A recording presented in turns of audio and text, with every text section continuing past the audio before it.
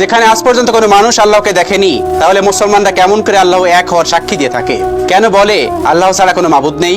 দ্বিতীয় প্রশ্ন, পৃথিবীর সবকিছুই আল্লাহ তাআলার অনুগত, তাহলে পৃথিবীতে যা কিছু হয় ভালো মন্দ তার সমস্ত কিছুই আল্লাহর হুকুমে হয়ে থাকে। এই পৃথিবীতে কেন খারাপ কাজের জন্য মানুষ দোষী হয়ে থাকে? কেন সে সাজা পাবে? তৃতীয় প্রশ্ন, মুসলমানরা বলে শয়তান আগুন থেকে জন্ম নিয়েছে, আবার আল্লাহ বলেন কিয়ামতের দিন শয়তানকে জাহান্নামের আগুনে নিক্ষেপ করা হবে।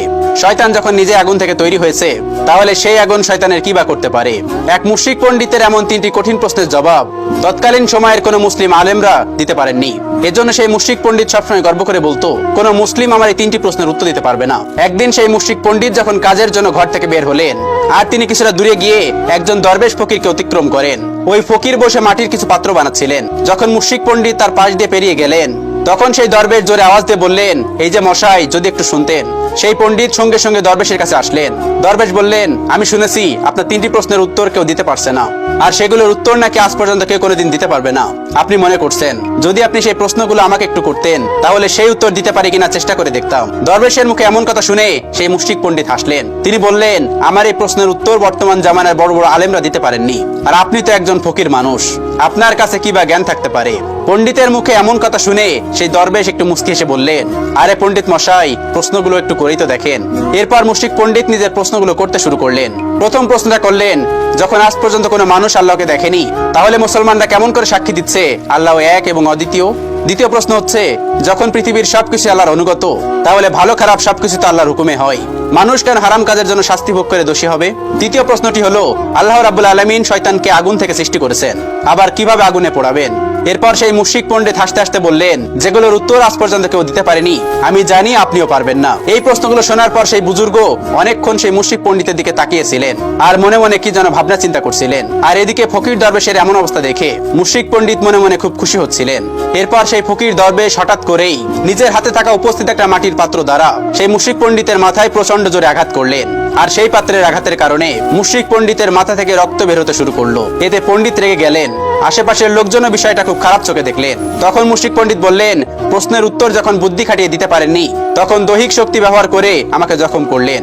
আমি নিজে আদালতে যাব এবং আপনাকে কাঠগড়ায় দাঁড় করাবো। শুধু তাই নয়, উপস্থিত থাকা বেশ কিছু মুসলমানও সেই দরবেশকে ভৎসনা করলেন এবং বললেন, প্রশ্নের উত্তর তুমি দিতে পারলে না, তাকে মারা তোমার ঠিক হয়নি। যাই হোক, মামলা শেষ পর্যন্ত আদালতে গড়ালো।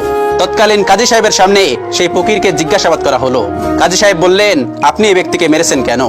উত্তরে দরবেশ বললেন, আমি তো পণ্ডিতকে আঘাত করিনি, বরং পণ্ডিতের সেই তিনটি প্রশ্নের উত্তর আমি তাকে দিয়েছি। একথা শুনে আদালতে থাকা সবাই অবাক হয়ে গেলেন, কারণ তারা সবাই জানতেন এই মুশরিক পণ্ডিতের তিনটি কঠিন প্রশ্নের উত্তর আজ পর্যন্ত কেউ কোনোদিন দিতে পারেনি। এবার হাকিম সাহেব বললেন, পণ্ডিতের সেই উত্তরগুলো কোথায়? আপনি তো তাকে আঘাত করেছেন, এর মধ্যে আমি কোনো উত্তর দেখতে পাচ্ছি না। এসব কথা শুনে সে বুজুর্গ ব্যক্তি বলতে লাগলেন, পণ্ডিত আমার কাছে প্রশ্ন করেছিল, যখন আল্লাহ তাআলাকে দেখাই যায় না, তাহলে তোমরা কেমন করে তার উপস্থিতি সাক্ষী দিয়ে থাকো? পণ্ডিতের এই উত্তর আমার উপর লাগানো অভিযোগের মধ্যে রয়েছে। তিনি বলেছিলেন, আমার আঘাতে চোট লাগার কারণে তার মাথায় খুব ব্যথা অনুভূত হচ্ছে, কিন্তু তার যে ব্যথা হচ্ছে তার কি কোনো প্রমাণ অবস্থিত রয়েছে?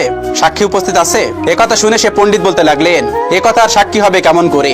দরবেশ বললেন, তাহলে আমি কিভাবে মেনে নিব যে আপনার ব্যথা হচ্ছে? এটা শুনে মুশরিক পণ্ডিত বললেন, আরে জনাব, আমার ব্যথা অনুভূত হচ্ছে, আমি ব্যথা অনুভব করছি, আর এজন্য বলতে পারছি যে আমার ব্যথা হচ্ছে। ঠিক এখন যেরকম আপনার ব্যথা দেখা যাচ্ছে না, শুধুমাত্র অনুভব করছেন, ঠিক তেমনি আমরা আল্লাহকে দেখতে পাই না, কিন্তু আমরা আল্লাহকে সবসময় অনুভব করি।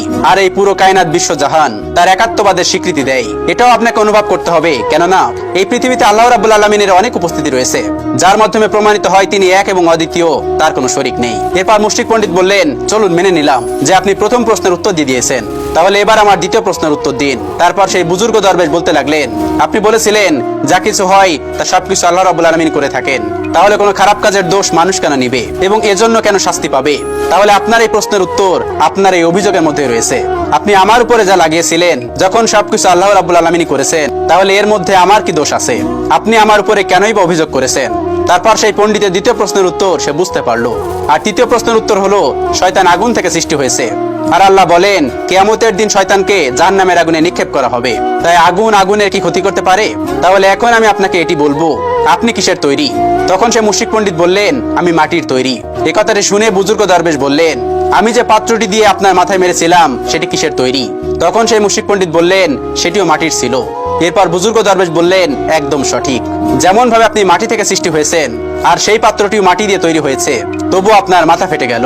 এরপরও যদি আপনি বলেন যে শয়তান আগুন থেকে সৃষ্টি হয়েছে বলে মহান রাব্বুল আলামিন তাকে কিয়ামতের দিন জাহান্নামে ফেললে সে ব্যথা যন্ত্রণা অনুভব করবে না, আগুন তা কিছুই করতে পারবে না, তাহলে আপনার কথার মতে মহান রাব্বুল আলামিন তাকে কিয়ামতের দিন জাহান্নামে ফেললে সে ব্যথা অনুভব করবে না, আগুন তা কিছুই করতে পারবে না। তাহলে আপনার কথার মতে মাটির পাত্রের আঘাতেও আপনার কিছুই হওয়ার কথা নয়।